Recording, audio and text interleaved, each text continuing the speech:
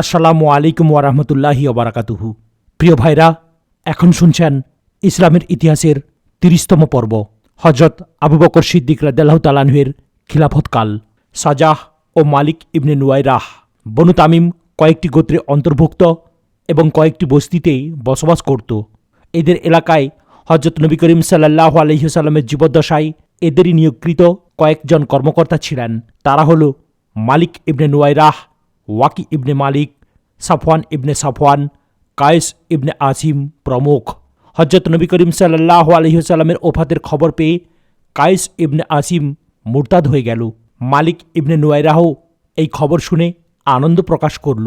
সাফওয়ান ইবনে সাফওয়ান ইসলামের উপর বহাল রইল এবং কায়েস ও সাফওয়ানের মধ্যে যুদ্ধ শুরু হল। ইত্যবসরে তাগলিব গোত্রের সাজাহ বিনতুল হারেস ইবনে সুয়াইদ নবুয়তের দাবি করল এবং বনু তাগলেবের সর্দার হুজাইল ইবনে ইমরান, বনু তামারের সর্দার উকবা ইবনে হিলাল এবং বনু সাইবানের সর্দার সুলাইল ইবনে কায়েস তার নবুয়তের দাবি মেনে নিল। সাজাহর চারপাশে প্রায় ৪,০০০ লস্কর সমবেত হল। সে এই লস্কর নিয়ে মদিনা আক্রমণের উদ্দেশ্যে যাত্রা করল। বনু তামিমের মধ্যে মতভেদ সৃষ্টি হয়েছিল। মালিক ইবনে নুয়াইরাহ সাজাহর সাথে সন্ধি করে তাকে পরামর্শ দিল বনু তামিমের অন্যান্য গোত্রের উপর হামলা করতে, আর এইভাবে বনু তামিমকে বাধ্য করে নিজেদের সঙ্গে নিয়ে মদিনার দিকে যাত্রা করতে সাজাহ বনু তামিমের উপর হামলা করল। বনু তামিম মোকাবিলা করে তার লস্করকে পরাস্ত করল, কিন্তু পরিশেষে সন্ধি হল। এক্ষণে সাজাহ মালিক ইবনে নুয়াইরাহ ও ওয়াকি ইবনে মালিককে সঙ্গে নিয়ে চলল। কিছুদূর গমন করে এবং কি চিন্তা করে ফেরত চলে গেল। সাজাহ তার বাহিনী নিয়ে সামনে অগ্রসর হল। সাজাহ তার অনুসারীদের জন্য ৫ ওয়াক্ত নামাজ অপরিহার্য রাখল ও শূকরের গোস্ত খাওয়া, শরাব পান করা ও জিনা করা জায়েজ সাব্যস্ত করেছিল। বহু খ্রিস্টানও তাদের ধর্মত্যাগ করে সাজাহর দলভুক্ত হয়েছিল। বনু তামিমের বস্তিগুলো পার হয়ে সাজাহ জানতে পারল যে খালিদ ইবনে ওয়ালিদ রাদিয়াল্লাহু তাআলা আনহু ইসলামী লস্কর নিয়ে এদিকে আগমন করছেন। এদিকে মুসাইলামা কাজ্জাবের বিরাট বাহিনীর কথা শুনে তার সন্দেহ হল, না জানি সেও নবুয়তের দাবিদার হওয়ার কারণে শত্রুতা ও বিরোধিতায় লেগে যায়। মুসাইলামা কাজ্জাব যখন সাজাহ বাহিনীর কথা শুনল, তখন সেও দ্বিধাদ্বন্দ্বে পড়ে গেল। একদিকে ইসলামী লস্করের আশঙ্কা, আর অপরদিকে সাজাহ বিরাট বাহিনী নিয়ে রওনা করেছে। তারা যদি এদিকে মনোনিবেশ করে তবে বিরাট সংকট দেখা দিবে। এদিকে ইকরামা রাদিয়াল্লাহু তাআলা আনহু ও সুরাহবিলও তাঁদের বাহিনী নিয়ে ইয়ামামার নিকটবর্তী পৌঁছে গিয়েছিল এবং মুসাইলামা ও সাজাহকে পরস্পরের দোসর ভেবে সাবধানতা অবলম্বন করেছিলেন। অবশেষে মুসাইলামা সাজাহকে এই মর্মে পত্র লিখল যে, তোমার অভিপ্রায় কি? সাজাহ উত্তর দিল যে, আমি মদিনা মুনাওয়ারার উপর হামলা করতে চাই। আমি একজন নবী এবং শুনেছি আপনিও একজন নবী, তাই আমাদের উভয়কে সংঘবদ্ধভাবেই মদিনা আক্রমণ করা উচিত। মুসাইলামা সঙ্গে সঙ্গে পয়গাম পাঠালো যে, যতদিন হজরত মুহাম্মদ সাল্লাল্লাহু আলাইহি ওয়াসাল্লাম জীবিত ছিলেন ততদিন অর্ধেক রাজ্য তাকে ছেড়ে দিয়েছিলেন এবং অর্ধেক রাজ্য আমি আমার নিজের এলাকা মনে করতাম। এখন তার ওফাতের পর গোটা রাজ্যের উপর আমার অধিকার প্রতিষ্ঠিত, কিন্তু যেহেতু তুমিও নবুয়ত দাবি করছো, তাই আমি অর্ধেক পয়গম্বরী তোমাকে দিয়ে দেব। উত্তম এই যে তোমার লস্কর ওখানে রেখে একাকী আমার নিকট চলে এসো, যাতে তোমার সাথে পয়গম্বরী বন্টন ও মদিনা আক্রমণ সম্পর্কিত যাবতীয় আলাপ আলোচনা ও পরামর্শ অনুষ্ঠিত হতে পারে। মৃত্যুক মহিলা নবীর বিবাহ। সাজাহ এই পয়গাম পেয়েই মুসাইলামার নিকট গমন করল। সে তার দুর্গের সামনে একটি তাঁবু স্থাপন করল। সাজাহকে সেখানে অবতরণ করালো। উভয়ের কথোপকথন হল। সাজাহ মুসাইলামার পয়গম্বরী মেনে নিল, তার উপর ঈমান আনল। তারপর উভয়ের বিবাহ হল। বিবাহের পর সাজাহ ৩ দিন পর্যন্ত মুসাইলামার নিকট থাকল। সেখান থেকে বিদায় হয়ে তার লস্করের মধ্যে এলো। লস্কররা বলল, বিবাহের মোহর কোথায়? বিনা মোহরে তুমি কীরূপে বিবাহ করলে? তারপর সে মুসাইলামার নিকট গেল। মুসাইলামা বলল, আমি তোমার মোহরের বিনিময়ে তোমার দলের জন্য 2 ওয়াক্ত নামাজ অর্থাৎ ঈশা ও ফরজ মাফ করে দিলাম। সাজাহ সেখান থেকে বিদায় হয়ে এলো। হুজাইল ও উকবাকে ইয়ামামার অর্ধেক ফসল আদায় করার জন্য নিয়োগ করে যাত্রা করেছিল। বছরে খালিদ ইবনে ওয়ালিদ রাদিয়াল্লাহু তাআলা আনহু, যিনি বনু তামিমের দিকে অগ্রসর হয়ে আসছিলেন, সামনে পড়ে গেলেন। খালিদ ইবনে ওয়ালিদের লস্কর দেখেই সাজাহার সঙ্গীরা পলায়ন করল, আর সে অতি কষ্টে আপন বনু তাগলিব গোত্রের জাজিরা নামক স্থানে পৌঁছে অজ্ঞাত জীবনযাপন করতে লাগল। হযরত খালিদ ইবনে ওয়ালিদ রাদিয়াল্লাহু তাআলা আনহু বনু তামিম এলাকায় পৌঁছে যারা ইসলামের উপর বহাল ছিল তাদের বিরুদ্ধে কোনো ব্যবস্থা গ্রহণ করলেন না, কিন্তু যারা মুরতাদ হয়ে গিয়েছিল তারা গ্রেপ্তার ও নিহত হল। মুরতাদ ও মুসলমানের পরিচয় হতো আজানের মাধ্যমে, যেমন পূর্বে হযরত আবু বকর সিদ্দিক রাদিয়াল্লাহু তাআলা আনহুর ফরমানে আলোচিত হয়েছে। মালিক ইবনে নুওয়াইরার বস্তিগুলোর উপরও আজানের পরই হামলা হয়েছিল। মালিক ইবনে নুওয়াইরার হত্যা। মালিক ইবনে নুওয়াইরার কথা পূর্বেই উল্লিখিত হয়েছে। সে নবী করিম সাল্লাল্লাহু আলাইহি সাল্লামের ওফাতের কথা শুনে আনন্দ প্রকাশ করেছিল। সাজাহার সাথেও সে আপোষ রফা করেছিল, কিন্তু পরে তার লস্কর থেকে পৃথক হয়ে সে চলে গিয়েছিল। মালিক ইবনে নুওয়াইরা যখন গ্রেপ্তার হয়ে এলো এবং হযরত খালিদ ইবনে ওয়ালিদ রাদিয়াল্লাহু তাআলা আনহুর সামনে তাকে পেশ করা হলো, তখন কোনো মুসলমান বলল, মালিক ইবনে নুওয়াইরার বস্তি থেকে প্রত্যুত্তরমূলক আজানধ্বনি এসেছিল, তাই তাকে হত্যা করা উচিত নয়। কেউ কেউ বলল, তারা প্রত্যুত্তরে আজান বলেনি, তাই তাকে রাসূলুল্লাহ সাল্লাল্লাহু আলাইহি সাল্লামের খলিফার নির্দেশ অনুযায়ী হত্যা করা ওয়াজিব। হযরত খালিদ ইবনে ওয়ালিদ রাদিয়াল্লাহু তাআলা আনহু যতটুকু তথ্য তালাশ করেছেন তাতে এ ব্যাপারে কোনো বিশ্বাসযোগ্য ও নিশ্চিত সাক্ষ্য প্রমাণ হস্তগত হয়নি। আরও আশ্চর্য এই যে মালিক ইবনে নুওয়াইরা যখনই খালিদ ইবনে ওয়ালিদ রাদিয়াল্লাহু তাআলা আনহুর সাথে কথাবার্তা বলল, তখন তার মুখ থেকে আলোচনার সময় কয়েকবার এরূপ কথা বের হলো যে, তোমাদের সাহিব এরূপ বলেছিলেন, কিংবা তোমাদের সাহিব এরূপ নির্দেশ দিয়েছিলেন ইত্যাদি। তোমাদের সাহিব কথাটি দ্বারা সে হযরত নবী করিম সাল্লাল্লাহু আলাইহি সাল্লামকে বুঝিয়েছিল। হযরত খালিদ ইবনে ওয়ালিদ রাদিয়াল্লাহু তাআলা আনহু এই শব্দটি শ্রবণ করে ক্রুদ্ধ হয়ে বলল, তিনি কি তোমার সাহিব ছিলেন না? মালিক ইবনে নুওয়াইরা এর কোনো সদুত্তর দিতে পারেনি। তাবারি রিওয়ায়েত অনুযায়ী হযরত জিরার ইবনে আজওয়ার রাদিয়াল্লাহু তাআলা আনহু এই সময় ওসি হস্তে দণ্ডায়মান ছিলেন। তিনি হযরত খালিদ রাদিয়াল্লাহু তাআলা আনহুর ইঙ্গিতে তার শির উড়িয়ে দিলেন।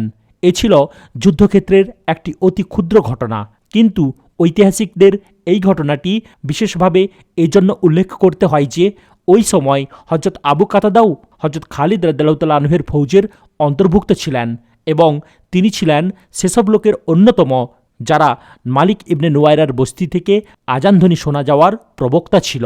তাই তাঁর মতে মালিক ইবনে নুওয়াইরাকে হত্যা করা অনুচিত ছিল। কোনো কোনো ঐতিহাসিক এ কথাও লিখেন যে খালিদ ইবনে ওয়ালিদ রাদিয়াল্লাহু তাআলা আনহু হত্যা করেননি, বরং তিনি অতিরিক্ত ব্যবস্থা হিসাবে প্রকৃত ঘটনা তদন্তের জন্য মালিক ইবনে নুওয়াইরাকে জিরার ইবনে আজওয়ার রাদিয়াল্লাহু তাআলা আনহুর তত্ত্বাবধানে সমর্পণ করেছিলেন এবং ঘটনাচক্রে রাতের বেলা প্রতারণামূলকভাবে মালিক ইবনে নুওয়াইরা জিরার ইবনে আজওয়ারের হাতে নিহত হয়।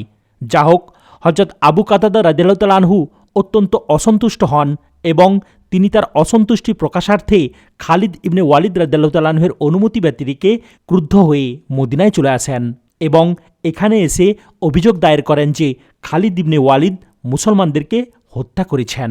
হযরত উমর ফারুক রাদিয়াল্লাহু তাআলা আনহু ও মদিনার অন্যান্য সাহাবা যখন একথা শুনতে পেলেন, তখন তারা খালিদ ইবনে ওয়ালিদ রাদিয়াল্লাহু তাআলা আনহু সম্পর্কে হযরত আবু বকর সিদ্দিক রাদিয়াল্লাহু তাআলা আনহুর নিকট অভিযোগ করে বললেন যে খালিদকে বরখাস্ত করে তাঁকে মৃত্যুদণ্ড দেওয়া উচিত। মদিনা মুনাওয়ারায় খালিদ ইবনে ওয়ালিদ রাদিয়াল্লাহু তাআলা আনহু সম্পর্কে সাধারণ অসন্তোষ এজন্যও ছড়িয়ে পড়ল এবং মুসলিম হত্যার অভিযোগ তাঁর উপর আরও এজন্য দৃঢ় হল যে হযরত খালিদ ইবনে ওয়ালিদ রাদিয়াল্লাহু তাআলা আনহু পরবর্তী সময় মালিক ইবনে নুওয়াইরার স্ত্রীকে বিবাহ করেছিলেন। হযরত আবু বকর সিদ্দিক রাদিয়াল্লাহু তাআলা আনহু সব কথা শ্রবণ করে খালিদকে অনুমতি ছাড়া তাঁর লস্কর থেকে চলে আসার জন্য হযরত আবু কাতাদাহ রাদিয়াল্লাহু তাআলা আনহুকে অপরাধী সাব্যস্ত করেন। তাকে নির্দেশ দেওয়া হলো ফেরত চলে যেতে এবং খালিদের লস্করে সামিল হয়ে তাঁর যাবতীয় নির্দেশ পালন করতে। সুতরাং তাকে ফিরে যেতে হলো। আবু বকর সিদ্দিক রাদিয়াল্লাহু তাআলা আনহু হযরত উমর ফারুক রাদিয়াল্লাহু তাআলা আনহু ও অন্যান্য সাহাবাকে বোঝালেন যে খালিদের উপর বড়জোর একটি ইজতিহাদি ভুলের অভিযোগ আরোপ হতে পারে। সামরিক ব্যবস্থা ও যুদ্ধনীতি দৃষ্টে আল্লাহর ওসি খালিদের ক্ষেত্রে কিসাস ও বরখাস্ত কোনো দণ্ডই প্রযোজ্য নয়। হজরত সিদ্দিক আকবর রাদিয়াল্লাহু তাআলা আনহু মালিক ইবনে নুয়ায়রার রক্তপণ বাইতুল মাল থেকে পরিশোধ করে দিলেন। এই একটিমাত্র ঘটনা থেকেই অনুমান করা যায় যে সাহাবায়ে কিরাম তাদের শত্রুদেরকে হত্যা করার ক্ষেত্রেও কী পরিমাণ সাবধানতা অবলম্বন করতেন এবং তারা একজন সাধারণ মানুষের জন্য একজন উঁচু দরের সিপাহসালারকেও সত্য ও ন্যায়ের সম্ভ্রম রক্ষার্থে হত্যা করা ও মৃত্যুদণ্ড দেয়া জরুরি মনে করতেন। মুসাইলামা কাজ্জাব। মক্কা বিজয়ের পর বিভিন্ন গোত্রের পক্ষ থেকে যেসব প্রতিনিধি দল নবী করিম সাল্লাল্লাহু আলাইহি ওয়াসাল্লামের দরবারে হাজির হয়ে মুসলমান হয়েছিল, তাদের মধ্যে মুসাইলামা ইবনে হাবিবও বনু হানিফার প্রতিনিধি দলে সামিল ছিল। নবীযুগের বিভিন্ন ঘটনা প্রসঙ্গে সে কথা পূর্বেই আলোচিত হয়েছে। সে যখন তার স্বদেশ ইয়ামামায় ফিরে গেল, ঠিক সেই সময়ই নবী করিম সাল্লাল্লাহু আলাইহি ওয়াসাল্লামের রোগাক্রান্ত হওয়ার খবর চতুর্দিকে ছড়িয়ে পড়ল। মুসাইলামা তখন নবুয়তের দাবি করল এবং নবী করিম সাল্লাল্লাহু আলাইহি ওয়াসাল্লামের নিকট এই মর্মে পত্র প্রেরণ করল যে নবুয়তের মধ্যে আপনি ও আমি উভয়ই অংশীদার, সুতরাং অর্ধেক রাজ্য কুরাইশের এবং অর্ধেক রাজ্য আমার। নবী করিম সাল্লাল্লাহু আলাইহি ওয়াসাল্লাম তার উত্তরে লিখলেন, পরম করুণাময় দয়ালু আল্লাহর নামে, আল্লাহ রাসূল মুহাম্মদের তরফ থেকে মিথ্যাবাদী মুসাইলামার প্রতি যে ব্যক্তি হিদায়েতের অনুসরণ করে তার উপর সালাম। এরপর সমস্ত পৃথিবীর মালিকানা একমাত্র আল্লাহর। তিনি তার বান্দাদের মধ্য হতে যাকে ইচ্ছা তা দান করেন, আর পরিণাম একমাত্র মুত্তাকিদের জন্যই। এই উত্তর পাঠানোর পর হযরত নবী করিম সাল্লাল্লাহু আলাইহি ওয়াসাল্লাম বনু হানিফার জনৈক সম্ভ্রান্ত রিজাল ইবনে আনফুকে, যিনি হিজরত করে মদিনায় এসেছিলেন এবং হিজরত করার দরুন তার গোত্রের মধ্যে তার প্রভাব প্রতিপত্তি আরও বৃদ্ধি পেয়েছিল, মুসাইলামার নিকট পাঠিয়ে দিলেন, যাতে তিনি তাকে উপদেশ দিয়ে ইসলামের পথে কায়েম রাখতে পারেন। রিজাল ইয়ামামায় পৌঁছে মুসাইলামাকে সমর্থন করলেন এবং তার অনুগত হয়ে গেলেন। ফলে মুসাইলামা খুব শক্তিশালী হয়ে উঠল। হযরত নবী করিম সাল্লাল্লাহু আলাইহি ওয়াসাল্লামের ওফাতের পর মুসাইলামা কাজ্জাবের তাৎক্ষণিক প্রতিকার সম্ভব হয়নি, কেননা সিদ্দিকে আকবর রাদিয়াল্লাহু তাআলা আনহুর মনোযোগ বিভিন্ন দিকে বিভক্ত হয়ে গিয়েছিল। ইকরামা ইবনে আবু জাহেলকে মুসাইলামা কাজ্জাবের শাস্তি বিধানকল্পে প্রেরণ করা হয়েছিল এবং তার পিছনে সুরাহবিল ইবনে হাসানাকে সাহায্যকারী হিসাবে পাঠানো হয়েছিল। ইকরামা রাদিয়াল্লাহু তাআলা আনহু মুসাইলামার নিকট পৌঁছে সুরাহবিলের শরিক হওয়ার পূর্বেই সহসা আক্রমণ করে পরাজিত হন। এই খবর শুনে হযরত আবু বকর সিদ্দিক রাদিয়াল্লাহু তাআলা আনহু ইকরামা রাদিয়াল্লাহু তাআলা আনহুকে লিখে পাঠালেন যে তুমি এখন মদিনায় ফিরে আসবে না, তুমি এখন মদিনায় ফিরে আসবে না, বরং হুজাইফা ও আরফাজার নিকট গমন করবে আর তাদের অধীনে মুহরা ও আম্মানবাসীদের বিরুদ্ধে লড়াই করবে। তারপর এই অভিযান যখন শেষ হবে তখন তুমি তোমার সৈন্যসহ ইয়ামন ও হাদরামাউতে মুহাজির ইবনে আবি উমাইয়ার নিকট গমন করবে। আর সুরাহবিল ইবনে হাসানাকে লিখলেন যে তুমি খালিদ ইবনে ওয়ালিদের প্রদেশগুলোর দিকে গমন করে সেখান থেকে কোজাআর দিকে চলে যাবে এবং আমর ইবনুল আসের সাথে মিলিত হয়ে সেখানকার মুরতাদদের বিরুদ্ধে যুদ্ধ করবে। ইতিমধ্যে হযরত খালিদ ইবনে ওয়ালিদ রাদিয়াল্লাহু তাআলা আনহু বাতাহ অঞ্চল অর্থাৎ বনু তামিম অঞ্চলের অভিযান শেষ করেছিলেন। তিনি তার অভিযান পূর্ণরূপে সম্পন্ন করে মদিনা মুনাওয়ারায় প্রত্যাবর্তন করলেন। এখানে খলিফার দরবারে হাজির হয়ে তাকে মালিক ইবনে নুয়ায়রার ব্যাপারে আত্মপক্ষ সমর্থনে সাফাই পেশ করতে হল। হযরত উমর ফারুক রাদিয়াল্লাহু তাআলা আনহু যদিও হযরত খালিদ রাদিয়াল্লাহু তাআলা আনহুর বিরুদ্ধে কঠোরতা অবলম্বন ও শাস্তি বিধান করা জরুরি মনে করতেন, কিন্তু সিদ্দিকে আকবর রাদিয়াল্লাহু তাআলা আনহু তাকে নিরুপায় ও নির্দোষ দেখে শাস্তিযোগ্য মনে করেননি, বরং স্বীয় সন্তোষ প্রকাশ করে তাকে সসম্মানে মুহাজির ও আনসারদের একটি সেনাদল প্রদান করে মুসাইলামা কাজ্জাবের প্রতি প্রেরণ করলেন। জাতীয়তার পথভ্রষ্টতা। মুসাইলামার চারপাশে রাবিয়া গোত্রের 40,000 যোদ্ধা সমবেত হয়েছিল। তাদের মধ্যে কেউ কেউ এমনও ছিল যারা মুসাইলামাকে মিথ্যুক নবী মনে করত, কিন্তু স্বজাতীয়তার দরুন তার সাফল্য কামনা করত। তাদের বক্তব্য ছিল মুসাইলামা মিথ্যুক এবং মুহাম্মদ সাল্লাল্লাহু আলাইহি ওয়াসাল্লাম সত্যবাদী বটে, কিন্তু আমাদের কাছে রবিয়া গোত্রের মিথ্যুক নবী মুদার গোত্রের সত্য নবী অপেক্ষা অধিক প্রিয়। হযরত খালিদ ইবনে ওয়ালিদ রাদিয়াল্লাহু তাআলা আনহুকে বিদায় করার পর হযরত আবু বকর সিদ্দিক রাদিয়াল্লাহু তাআলা আনহু তাঁর সাহায্যার্থে আরও সৈন্য প্রেরণ করেন, যারা পথিমধ্যে হজরত খালিদ ইবনে ওয়ালিদ রাদিয়াল্লাহু তাআলা আনহুর সেনাদলে গিয়ে সামিল হতে থাকল। হজরত খালিদ ইবনে ওয়ালিদের সৈন্য সংখ্যা ছিল সর্বমোট 13,000। ইয়ামামা শহর যখন একদিনের দূরে ছিল, তখন হজরত খালিদ ইবনে ওয়ালিদ রাদিয়াল্লাহু তাআলা আনহু একটি ক্ষুদ্র দলকে অগ্রবর্তী দল হিসাবে প্রেরণ করেন। ওই দিনই মুসাইলামা মুজাআ ইবনে মুরারাকে বনু তামিমের উপর হামলা করার জন্য 60 জনের একটি দলসহ প্রেরণ করল। ইসলামী অগ্রবর্তী দলের সাথে মুজার মোকাবিলা হল, ফলে সমস্ত মুরতাদ নিহত হল এবং তাদের সর্দার মুজাআকে গ্রেফতার করে হজরত খালিদ ইবনে ওয়ালিদ রাদিয়াল্লাহু তাআলা আনহুর নিকট হাজির করা হল। খালিদ ইবনে ওয়ালিদ রাদিয়াল্লাহু তাআলা আনহু সামনে অগ্রসর হয়ে ইয়ামামা শহরের নিকটবর্তী হলেন। মুসাইলামা ইয়ামামা শহর থেকে বের হয়ে শহর তোরণ সন্নিহিত একটি উদ্যানে, যার নাম রেখেছিল যে হাদিকাতুর রহমান, তাঁবু স্থাপন করল। এই উদ্যানের বাউন্ডারি ছিল খুব মজবুত ও দুর্গ সদৃশ। মুসাইলামা বাহিনীর সেনাপত্য ছিল রিজাল ইবনে আনফুহ ও মাহকাম ইবনে তুফাইলের হাতে ন্যস্ত। ঘোরতর যুদ্ধ।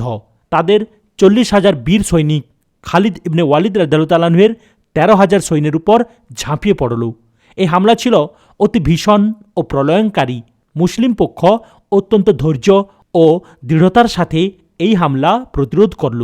অতঃপর চতুর্দিক থেকে কুঞ্চিত হয়ে এবং নিজেদেরকে সামলে নিয়ে শত্রুর উপর ক্ষুধার্ত নেকড়ের মতো আক্রমণ করল। ফলে মুসাইলামা বাহিনীর কদম দুলে উঠল।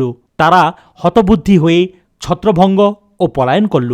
মাহকাম ইবনে তুফাইল তার লস্করের এই অবস্থা দেখে উচ্চস্বরে বলল, ওহে বনু হানিফা, তোমরা উদ্যানে প্রবেশ করো, আমি তোমাদের পশ্চাৎধাবনকারী আক্রমণকারীদেরকে প্রতিরোধ করছি।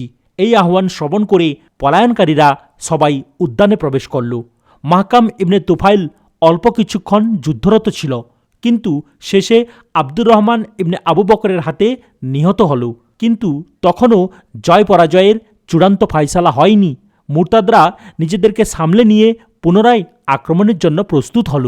উভয় পক্ষ থেকেই বীর বিক্রমে যুদ্ধ আরম্ভ হল। মুসলিম পতাকাবাহী সাবিত ইবনে কায়েস রাদিয়াল্লাহু তাআলা আনহু শহীদ হলেন। হযরত জায়েদ ইবনে খাত্তাব রাদিয়াল্লাহু তাআলা আনহু পতাকা তাঁর হাতে তুলে নিলেন। মুসলমানরা এমন সামরিক বীরত্ব প্রদর্শন করল যে শত্রুপক্ষ পিছনে হটতে হটতে উদ্যান প্রাচীর প্রান্তে পৌঁছে গেল। উদ্যান ফটকেও কিছুক্ষণ লড়াই চলল। শেষে মুসলমানরা উদ্যান ফটকও ভেঙে ফেলল এবং এখানে ওখানে প্রাচীর ভেঙে ভেতরে প্রবেশ করলেন। লোকেরা মুসাইলামাকে জিজ্ঞেস করল যে, তোমার খোদা তোমার সাথে যে বিজয়ের ওয়াদা করেছে তা কখন পূর্ণ হবে? সে উত্তর দিল, এখন এরূপ প্রশ্ন জিজ্ঞেস করার সময় নয়। প্রত্যেক ব্যক্তিকেই তার পরিবার পরিজন রক্ষার জন্য লড়াই করা উচিত। উদ্যান অভ্যন্তরেও যখন দাঙ্গা হাঙ্গামা জোরে সোরে শুরু হল, তখন মুসাইলামা বাধ্য হয়ে অস্ত্রশস্ত্র নিয়ে ঘোড়ার উপর সওয়ার হল এবং তার লোকদেরকে লড়াই করার জন্য উদ্বুদ্ধ করতে লাগল। কিন্তু সে যখন চতুর্দিকে মুসলমানদের সবল ও শক্তিশালী দেখল, তখন ঘোড়া থেকে অবতরণ করে সঙ্গোপনে উদ্যান থেকে বের হয়ে যেতে লাগল। ঘটনাক্রমে উদ্যান ফটকের অদূরেই ওয়াহশী দাঁড়িয়েছিলেন, যিনি ছিলেন হামজা রাদিয়াল্লাহু তাআলা আনহুর হন্তা। তিনি তাঁর বর্ষা নিক্ষেপ করলে তা মুসাইলামার লৌহবর্ম ফেটে তার উদর ভেদ করে বাইরে বেরিয়ে গেল। অবশেষে শত্রুপক্ষ যে যেদিকে পারল পলায়ন করল এবং কিছুক্ষণের মধ্যেই মুসলমান ছাড়া মুরতাদদের কাউকে আর দেখা গেল না। এই যুদ্ধে শত্রুপক্ষের 17,000 লোক মুসলিম মুজাহিদদের হাতে নিহত হয় এবং 1,000-এর কিছু বেশি মুসলমান শাহাদত বরণ করেন। কিন্তু মুসলিম পক্ষের আহতদের সংখ্যা ছিল খুব বেশি। শাহাদত বরণকারীদের মধ্যে কোরআনের হাফিজও ছিলেন অনেক। 360 জন আনসার ও 360 জন তাবিঈন এই যুদ্ধে শহীদ হন। যুদ্ধ শেষে হযরত খালিদ ইবনে ওয়ালিদ রাদিয়াল্লাহু তাআলা আনহু মুজাআ ইবনে মুরারাকে, যে বন্দী ছিল, সঙ্গে নিয়ে লাশ পরিদর্শন করেন। আর মুসাইলামা বাহিনীর নেতৃবর্গ ও স্বয়ং মুসাইলামার লাশ শনাক্ত করল মুজাআ ইবনে মুরারা। বনু হানিফা অর্থাৎ মুসাইলামা বাহিনীর জীবিত ব্যক্তিরা এদিক ওদিক পলায়ন করেছিল। ইয়ামামার শহর ও দুর্গে নারী ও শিশু ছাড়া কোনো পুরুষ লোক অবশিষ্ট ছিল না। তাই আহতদের সেবা শুশ্রূষা জরুরি ভেবে হযরত খালিদ ইবনে ওয়ালিদ রাদিয়াল্লাহু তাআলা আনহু ওই দিনই ইয়ামামা শহর দখল করা প্রয়োজন মনে করেননি। তাঁর ইচ্ছা ছিল পরদিন ভোরে শহর দখলের পদক্ষেপ নেবেন। মুজাআ ইবনে মুরারা এই সুযোগের সদ্ব্যবহার করতে ত্রুটি করল না। সে খালিদ ইবনে ওয়ালিদ রাদিয়াল্লাহু তাআলা আনহুকে বলল, আমাদের নেতৃবর্গ মুসাইলামা সহ মারা গেছে বলে আপনি মনে করবেন না যে আপনি আপনার অভিযান পূর্ণ করে ফেলেছেন। এখানে তাদের চাইতে অনেক বড় বড় বীর যোদ্ধা জীবিত রয়েছে, আর তারা শহরের মজবুত প্রাচীর ও রসদ সামগ্রী তথা যুদ্ধ উপকরণের বিপুল ভাণ্ডারের সাহায্যে আপনাকে পরাভূত করে ছাড়বে। তাই উত্তম এই যে আপনি কিছুক্ষণের জন্য আমাকে ছেড়ে দিন। আমি শহরে গিয়ে তাদেরকে আপনার বিরুদ্ধে যুদ্ধ করতে নিষেধ করে আসব এবং এইভাবে শহরকে তাদের সম্মতিতে সন্ধির মাধ্যমে আপনার হাতে ন্যস্ত করিয়ে দেব। হযরত খালিদ রাদিয়াল্লাহু তাআলা আনহু মুজাকে বললেন, আমি তোমাকে বন্দিত্ব হতে মুক্ত করে দিচ্ছি। তুমি গিয়ে তোমার সম্প্রদায়কে সন্ধির জন্য সম্মত করাবে, কিন্তু সঙ্গে সঙ্গে কথাও বলে দিচ্ছি যে আমি কেবল তাদের প্রাণের জন্যই সন্ধি করব। মুজা মুসলিম বাহিনী থেকে রওনা হয়ে শহরে গেল এবং শহরের নারীদেরকে সশস্ত্র হয়ে নগর প্রাচীরে দাঁড়ানোর নির্দেশ দিয়ে যা কিছু বোঝানো ছিল বুঝিয়ে এলো। সে ফিরে এসে বলল, আমার সম্প্রদায় নিছক তাদের প্রাণের জন্য সন্ধি করতে সম্মত নয়। হযরত খালিদ ইবনে ওয়ালিদ রাদিয়াল্লাহু তাআলা আনহু শহরের দিকে তাকিয়ে দেখলেন সমস্ত নগর প্রাচীর তলোয়ার ও বর্ষাবল্লমে চিকচিক করছে এবং সশস্ত্র লোকের আধিক্য সম্পর্কে মুজা যে বর্ণনা দিচ্ছিল তার যথার্থতা প্রমাণিত হচ্ছিল। হযরত খালিদ ইবনে ওয়ালিদ রাদিয়াল্লাহু তাআলা আনহু আহতদের আধিক্য ও অভিযান দ্রুত সম্পন্ন করার লক্ষ্যে সন্ধি করা উত্তম ভেবে এই মর্মে সম্মতি জ্ঞাপন করলেন যে অর্ধেক মাল আসবাব, অর্ধেক ফল ফসলাদি ও অর্ধেক যুদ্ধবন্দী বনু হানিফাকে ছেড়ে দেবেন। মুজা পুনরায় শহরে গেল এবং ফিরে এসে বলল, তারা এতেও সম্মত নয়। আপনি 1/4 মাল আসবাব ইত্যাদি নিয়ে সন্ধি করতে পারেন। হযরত খালিদ ইবনে ওয়ালিদ রাদিয়াল্লাহু তাআলা আনহু 1/4 মাল আসবাব নিয়েই সন্ধি করলেন এবং সন্ধিপত্র লিখে দিলেন। এরপর দরজা খুলে যখন শহরে প্রবেশ করলেন তখন সেখানে নারী ও শিশু ছাড়া একটি পুরুষ লোকও দেখতে পেলেন না। হযরত খালিদ তখন মুজাকে বললেন, তুমি আমাদের সাথে প্রতারণা করেছ। মুজা বলল, আমার সম্প্রদায় সম্পূর্ণ ধ্বংস হয়ে যেত। আমার কর্তব্য ছিল আপন সম্প্রদায়কে এই বিপদ থেকে রক্ষা করা। আপনি আমাকে ক্ষমা করুন। হযরত খালিদ রাদিয়াল্লাহু তাআলা আনহু নিশ্চুপ হয়ে রইলেন। চুক্তিপত্রের বরখেলাপ করার চিন্তা পর্যন্তও তার অন্তরে উদয় হল না। এর কিছুক্ষণ পরই মুসাইলামা ইবনে ওয়াকাশ হযরত আবু বকর সিদ্দিক রাদিয়াল্লাহু তাআলা আনহুর একটি পত্র নিয়ে এসে পৌঁছলেন। তাতে তিনি লিখেছিলেন, তুমি যদি বনু হানিফার উপর বিজয় লাভ করতে পারো তবে তাদের প্রাপ্তবয়স্ক লোকদেরকে হত্যা করবে এবং তাদের নারী ও শিশুদেরকে বন্দী করবে। কিন্তু এই পত্র পৌঁছার পূর্বেই সন্ধিপত্র লেখা সম্পন্ন হয়েছিল, সুতরাং তার হুকুম পালন করা সম্ভব হয়নি। অঙ্গীকার পালন ও ওয়াদা পূরণ করার দৃষ্টান্তসমূহের মধ্যে এই ঘটনাটিও বিশেষভাবে উল্লেখযোগ্য। হযরত খালিদ ইবনে ওয়ালিদ রাদিয়াল্লাহু তাআলা আনহু বনু হানিফার একটি প্রতিনিধি দল হযরত আবু বকর সিদ্দিক রাদিয়াল্লাহু তাআলা আনহুর সমীপে প্রেরণ করলেন। একটি পত্রও তিনি খলিফার নামে লিখে তাদের হাতে দিয়ে দিলেন। এই পত্রে বিজয়ের বিস্তৃত কাহিনী ও বনু হানিফার পুনরায় ইসলাম গ্রহণের সংবাদ লিপিবদ্ধ ছিল। সিদ্দিক আকবর রাদিয়াল্লাহু তাআলা আনহু এই প্রতিনিধি দলকে সসম্ভ্রমে সাক্ষাৎ দান করেন এবং সহৃদয়ে তাদের বিদায় দান করেন। ইয়ামামা যুদ্ধ 11 হিজরির জুলহাজ মাসে সংঘটিত হয়। প্রিয় ভাইরা, আজ এখানেই সমাপ্ত করলাম। ভিডিওর পরবর্তী অংশ শোনার জন্য চ্যানেলটিকে সাবস্ক্রাইব করুন, লাইক, কমেন্ট এবং শেয়ার করতেও ভুলবেন না। আসসালামু আলাইকুম ওয়া রাহমাতুল্লাহি ওয়া বারাকাতুহু।